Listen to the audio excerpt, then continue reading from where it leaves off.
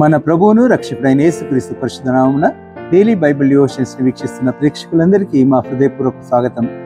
లేవియా కాండం నుండి శ్రీమతి జె పద్మలలిత జనార్దన్ గారు అందిస్తున్న ధారావాహిక సందేశాలను మన అనుదిన వాక్య ధ్యానాలలో వింటున్నాం. వధించబడ్డ గొర్రెపిల్ల యేసుక్రీస్తు, the lamb that was slain is Jesus అనే అంశంపై వారు సందేశాన్ని అందిస్తారు. సందేశానికి ముందు ఈ భక్తి గీతం.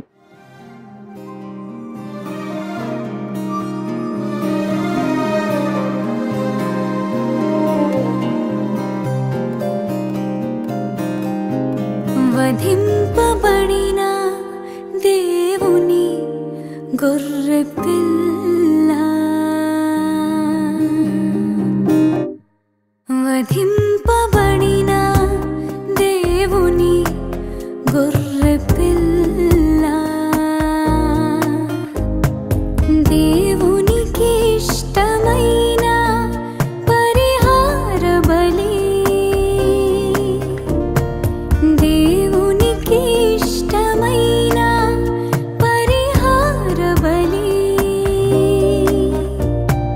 విడిచి వెళ్ళలేనిది నీ ప్రేమ, మరచి ఉండరానిది నీ త్యాగం. వధింపబడిన దేవుని గొర్రెపిల్ల, దేవునికి ఇష్టమైన పరిహార బలి, దేవునికి ఇష్టమైన పరిహార బలి, విడిచి వెళ్ళలేనిది నీ ప్రేమ, మరచి ఉండరానిది నీ త్యాగం. వధింపబడిన దేవుని గొర్రెపిల్ల.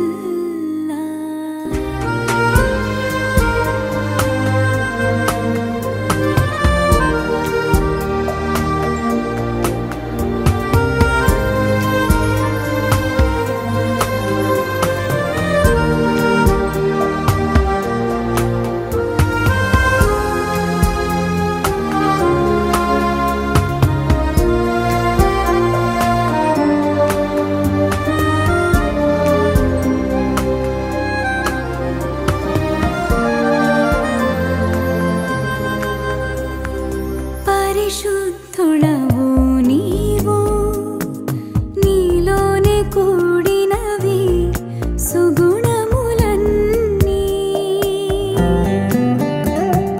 పరిశుద్ధుడవు నీవు, నీలోనే కూడినవి సుగుణములన్నీ. దేవుని సారూప్యము పొందాలని, సిలువలో పాపము భరించి నా కోసం కలువరిలో మరణించితివి. నా కోసం కలువరిలో మరణించితివి. వధింపబడిన దేవుని గొర్రెపిల్ల.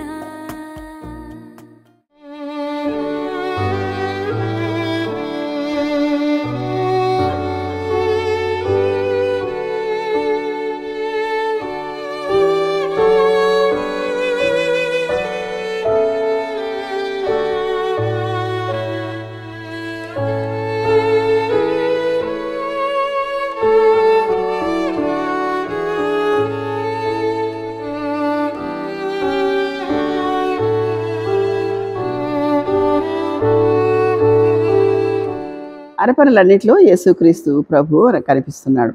యెహోవా తండ్రి, యేసుక్రీస్తు ప్రభు, పరిశుద్ధాత్మ నడిపింపు అన్ని చోట్ల కనిపిస్తుంది.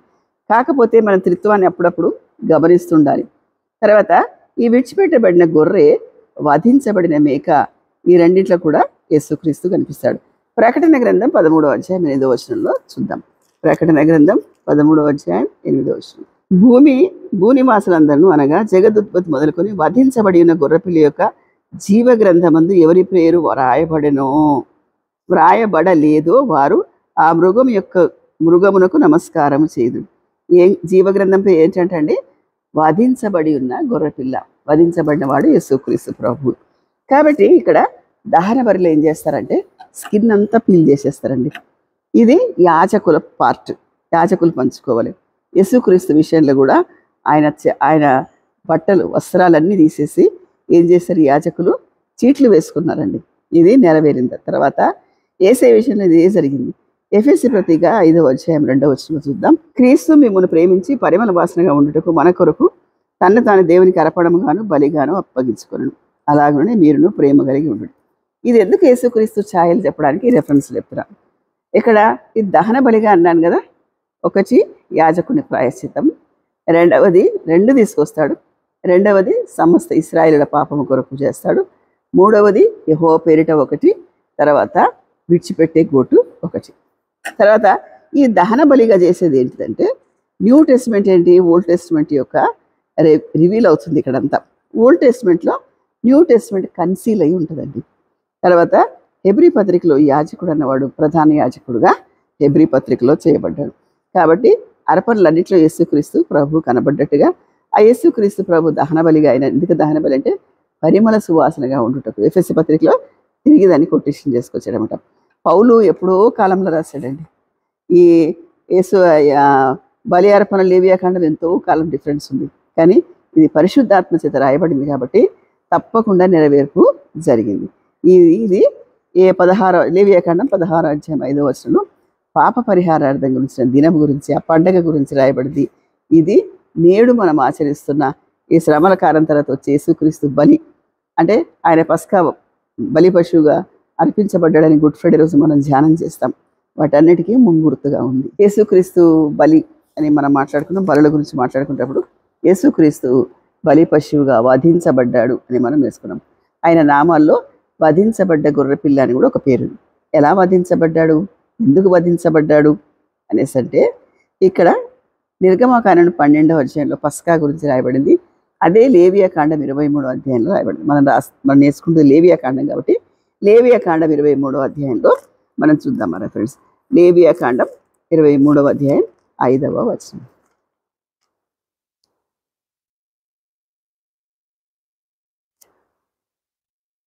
మరియు యెహోవా మోషేకు ఇలాగు సెలవిచ్చాను, నీవు ఇశ్రాయేలుతో ఇట్లనము, మీరు చాటించవలసిన యెహోవా నియామక కాలం ఇవి. ఈ కాలముల యందు మీరు పరిశుద్ధ సంఘములుగా కూడవలెను. నా నియామకములు ఇవి. ఇక్కడ చెప్తూ ఇక్కడ పస్కా గురించి చెప్తాడు 5వ వచనంలో. మొదటి నెల 14వ దినము సాయంకాలం అందు యెహోవా పస్కా పండుగ జరుగును. ఇది మెయిన్ బేస్. ఎందుకు ఈ పస్కా అనేసి అంటే మనం విమోచించబడ్డాం. అక్కడ తొలిచూలుని చంపేయాల అనే ఒక ఆజ్ఞ వస్తుంది. అయితే ఇశ్రాయేలు తొలిచూలు అందరూ మిగిలిపోతారు. ఫరో కుమారుడు కూడా చనిపోతాడు. అయితే వీళ్ళందరికీ చెప్తాడు, మీరు పస్కా ఆచరించండి. ఆ పస్కా ఎలా ఆచరించాలి అందులో యేసుక్రీస్తు ప్రత్యక్షతను మనం చూద్దాం. నిర్గమకాండం 12వ అధ్యాయంలో చాలా డీటెయిల్గా ఉందండి. మోషే అహరోనులు ఐగుప్తు దేశంలో ఉండగా యెహోవా వారితో ఇలాగ సెలవిచ్చారు, నెలలో ఈ నెల మొదటిది, ఇది మీ సంవత్సరానికి మొదటి నెల. మీరు ఇశ్రాయేలు సర్వ సమాజంతో ఈ నెల దశమి నాడు వారు తమ కుటుంబముల లెక్క చొప్పున ఒక్కొక్కడు గొర్రెపిల్లనైనను మేకపిల్లనైనా, ప్రతి ఇంటికి ఒక గొర్రెపిల్లనైనా ఒక మేకపిల్లని తీసుకునేవారు. ఆ పిల్లని తినుటకు తన కుటుంబం చాలకపోయినా వాడును తన పొరుగు వాడిని తమ లెక్క చొప్పున దాన్ని తీసుకునేవాళ్ళను. దీని గురించి అంతా రాసుకుంటూ ఎలా చెప్తాడంటే ఇక్కడ చూడండి. మొదటి పాయింట్ ఎక్కడంటే ఈ నెల 14వ దినం వరకు మీరు దాన్ని ఉంచుకునేవాళ్ళని. ఎప్పుడు తీసుకురావాలా? 10వ దినంలో తీసుకురావాలా. గొర్రెల్లో నుండి తర్వాత మేకలలో నుండి అయినా దాన్ని తీసుకునవచ్చు. ఎట్లాంటిది? అది నిర్దోషమైనది ఉండాలి. యేసుక్రీస్తు ప్రభు పుట్టుకలో కానీ పెద్ద పోషణలో కానీ మాటలో కానీ ఆయన నిర్దోషుడు. ఈ మేక ఈ పొట్టేలు దేనికి సాదృశ్యం? యేసుక్రీస్తు. తర్వాత రత్తు ఎట్లా ఉంది చూడండి. అది తన ఇంట్లో కట్టేయాలి. ఎప్పటి వరకు? 14వ తారీఖు వరకు 4 రోజులు ఉంచాలి. సాయంకాలంలో దాన్ని చంపి దాని రక్తం కొంచెం తీసి తాము దాన్ని తిని ఇండ్ల ద్వారపు 2 నిలువు కమ్మిల మీద పై కమ్మి మీదన చల్లి ఆ రాత్రియే వారు అగ్ని చేత కాల్చబడి ఆ మాంసమును పొంగని రొట్టెలు తినవలను, చేదు కూరలతో దాన్ని తినవలను. ఇక్కడ చూడండి, యేసుక్రీస్తు ప్రత్యక్ష గురించి మాట్లాడుకుంటున్నాం కాబట్టి ఏం చేయాలా, దాన్ని వధించి దాని రక్తాన్ని కొంచెం తీసి ఇక్కడ ఇండ్ల ద్వారంకి వేయాలి. అప్పుడు సంహార దూత దాటిపోతాడు. ఎక్సోడెస్ విమోచన అనే దానికి అర్థం ఏమిటంటే దాటిపోవుట. పస్కా అంటే పాస్ ఓవర్. ఎలా దాటిపోతారు? ఏ ద్వారబంధం మీద అయితే రక్తపు చుక్కలు కనిపిస్తాయో, రక్తపు సింబుల్ కనిపిస్తుందో వెళ్ళిపోతారు అనమాట. నిలువు కమ్మికి అడ్డ కమ్మికి రాయాలంట. ఈ నిలువు కమ్మి అడ్డ కమ్మి అనగానే మనకి ఏది గుర్తొస్తుందండి? క్రాస్ గుర్తొస్తుంది, సిలువ గుర్తొస్తుంది కదా. అది ఏం చేయాలా, ఆ 2 నిలువు కమ్మిలకు పై కమ్మిలకు. ఈ నిలువు కమ్మి దేవునికి మనకు సమాధానం, అడ్డకర్ర సంఘంతోనూ సమాజంతోనూ మనకు పొరుగువాడితోని సమాధానం. ఇది ప్రకటించడానికి యేసుక్రీస్తు వచ్చాడు. యేసుక్రీస్తు 10 ఆజ్ఞలు కుదించి 2 ఆజ్ఞలు చేశాడు. ఇది దానికి సాదృశ్యంగా ఉంది. తర్వాత దాన్ని ఏం చేయాలా, దాన్ని ఎలా తినాలని చెప్పాడు చూడండి. ఉదయకాలం వరకు దాన్ని మిగిల్చకూడదు. ఇది కూడా ఆయన వేలాడబడిన శవాన్ని తీసేస్తారండి ఉదయకాలం వరకు. దాన్ని తినవలసిన విధానం ఏదనగా నిర్గమాకాండం 12వ అధ్యాయం 11వ వచనం. తినవలసిన విధానం ఏదనగా మీరు నడుము కట్టుకొని, నడుము కట్టుకోవడం అంటే ఏంటి? దేని కొరకు నడుము కట్టుకుంటారు? ఏదైనా హార్డ్ పని చేస్తే పంచె కట్టుకుంటారైతే ఒక చిన్న టవల్ అట్లా కట్టుకుంటారు. తర్వాత ఎవరెవరు కట్టుకుంటారు? మొరుటు పనులు చేసేవారు, బాలింతలు, తర్వాత ఇంకొకరు కూడా కట్టుకుంటారండి, గొడవ బట్టలు కూడా పట్టుకుంటారు. గొడవకి వెళ్ళేటప్పుడు ఆగానే కొంగు కట్టుకొని మరీ కొట్లాడతారు. ఈ నడుము కట్టుకొని చెప్పులు తొడుక్కొని, ఒకసారి మోషేతో నాటి చెప్పులు వదిలేసేయి, ఇది పరిశుద్ధం. ఇప్పుడు ఏం చేయాలా? తొడుక్కోవాలి. ఎందుకు? మీరు ఇక మీద బానిసలు గారు, బానిసత్వం నుంచి విడిపించబడ్డారు. మీ కర్రల చేత, కర్ర అధికారానికి సాదృశ్యం. ఆ రాత్రి ఐగుప్తు దేశమందు సంచరించి ఐగుప్తు దేశమంది మనుషులు కానీ జంతువులే కానీ తొలిచూలు సంతతి అంతా హతము చేసి ఐగుప్తు అందరికీ తీర్పు తీర్చెదను. నేను యెహోవాను. మీరున్న ఇండ్ల మీద ఆ రక్తం మీకు గుర్తుగా ఉండుట నేను చూస్తే మిమ్మల్ని వదిలేస్తాం. ఇది దేనికి సాదృశ్యంగా ఉంది? యేసుక్రీస్తు మన కొరకు యాగం చేసి ఆయన రక్తాన్ని మన కొరకు ఉలికించాడు. ఆ రక్తానికి ఎక్స్పైరీ డేట్ లేదు.